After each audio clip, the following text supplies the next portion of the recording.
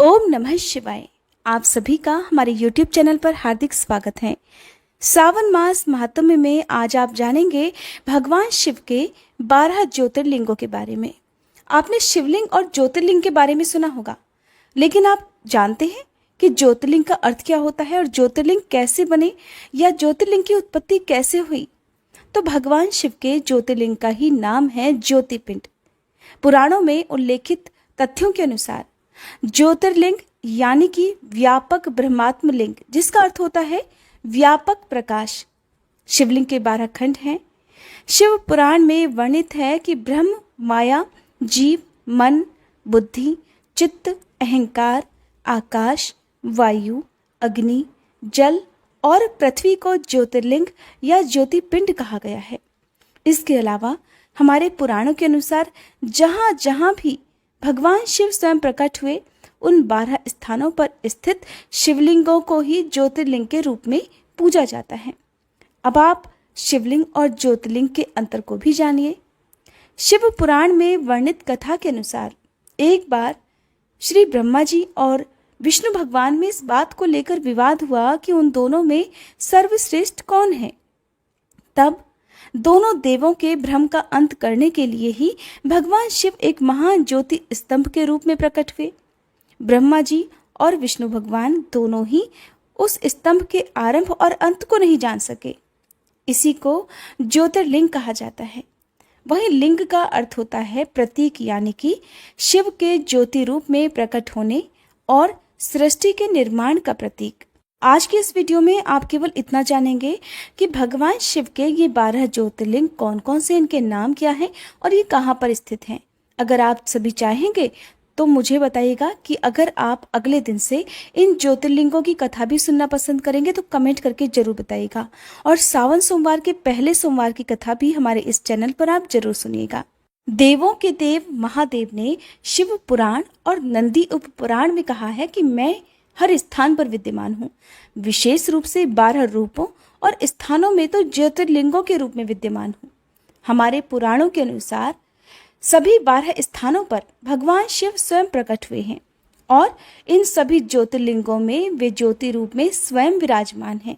इसीलिए कहा जाता है कि अपने जीवन में कम से कम एक बार इन सभी 12 ज्योतिर्लिंगों के दर्शन जरूर करने चाहिए। ज्योतिर्लिंग सदैव स्वयंभू होते हैं, अर्थात अपने आप प्रकट हुए होते हैं, और शिवलिंग मानव द्वारा स्थापित और स्वयंभू दोनों हो सकते हैं। हमारे सनातन धर्म में ऐसी मान्यता है कि इन 12 ज्योतिर्लिंगों के दर्शन मात्र से मनोवांछित फल प्राप्त होता है और जन्म जन्मांतर के पापों से भी मुक्ति मिल जाती है। और यही तो भगवान शिव की विशेषता है। तो आइए जानते हैं कि देश में ये शिवलिंग कहाँ कहाँ पर स्थित हैं, और आज हम सभी मानसिक रूप से ही सही इन 12 ज्योतिर्लिंगों के दर्शन भी कर लेते हैं। भगवान शिव का पहला ज्योतिर्लिंग है सोमनाथ ज्योतिर्लिंग। सोमनाथ मंदिर गुजरात के काठियावाड़ क्षेत्र में समुद्र के किनारे पर स्थित है। माना जाता है कि चंद्रमा ने भगवान शिव को अपना आराध्य मानकर उनकी पूजा की थी और चंद्रमा को सोम भी कहा जाता है, इसलिए इसका नाम सोमनाथ ज्योतिर्लिंग पड़ा। अगला ज्योतिर्लिंग है मल्लिकार्जुन ज्योतिर्लिंग। मल्लिकार्जुन मंदिर आंध्र प्रदेश के कुर्नूल जिले में कृष्णा नदी के किनारे पर स्थित है। माना जाता है कि इस ज्योतिर्लिंग के दर्शन करने मात्र से सभी मनोकामनाएं पूरी हो जाती हैं और हर तरह के पाप भी नष्ट हो जाते हैं। तीसरा ज्योतिर्लिंग है महाकालेश्वर ज्योतिर्लिंग। मध्य प्रदेश के उज्जैन में शिप्रा नदी के किनारे पर स्थित महाकालेश्वर स्वयंभू दक्षिणामुखी ज्योतिर्लिंग है। देश भर में यह तीर्थ स्थान बाबा महाकाल के नाम से जाना जाता है। चौथा ज्योतिर्लिंग है ओमकारेश्वर ज्योतिर्लिंग। मध्य प्रदेश के नर्मदा नदी के किनारे पर स्थित है ओमकारेश्वर ज्योतिर्लिंग। पांचवा ज्योतिर्लिंग है केदारनाथ ज्योतिर्लिंग। केदारनाथ धाम उत्तराखंड में अलकनंदा और मंदाकिनी नदियों के किनारे पर स्थित है। ऐसी मान्यता है कि भगवान विष्णु की प्रार्थना पर ही भगवान शिव ने अपना वास यहाँ पर स्वीकार किया था। यही श्री नर और नारायण की तपस्थली भी है। अगला ज्योतिर्लिंग है भीमाशंकर ज्योतिर्लिंग। भीमाशंकर ज्योतिर्लिंग महाराष्ट्र के पुणे से करीब 100 किलोमीटर दूर स्थित है। यहाँ स्थित शिवलिंग को मोटेश्वर महादेव भी कहा जाता है। अगला ज्योतिर्लिंग है विश्वनाथ ज्योतिर्लिंग। धर्म नगरी काशी में काशी विश्वनाथ का मंदिर गंगा नदी के तट पर स्थित है। कहा जाता है कि हिमालय छोड़कर भगवान शिव ने यहीं पर अपना स्थायी वास बना लिया था। कहा जाता है कि प्रलय काल का इस नगरी पर कोई भी असर नहीं पड़ता। 8वां ज्योतिर्लिंग है त्र्यंबकेश्वर ज्योतिर्लिंग, और यह ज्योतिर्लिंग महाराष्ट्र के नासिक से लगभग 30 किलोमीटर पश्चिम में स्थित है।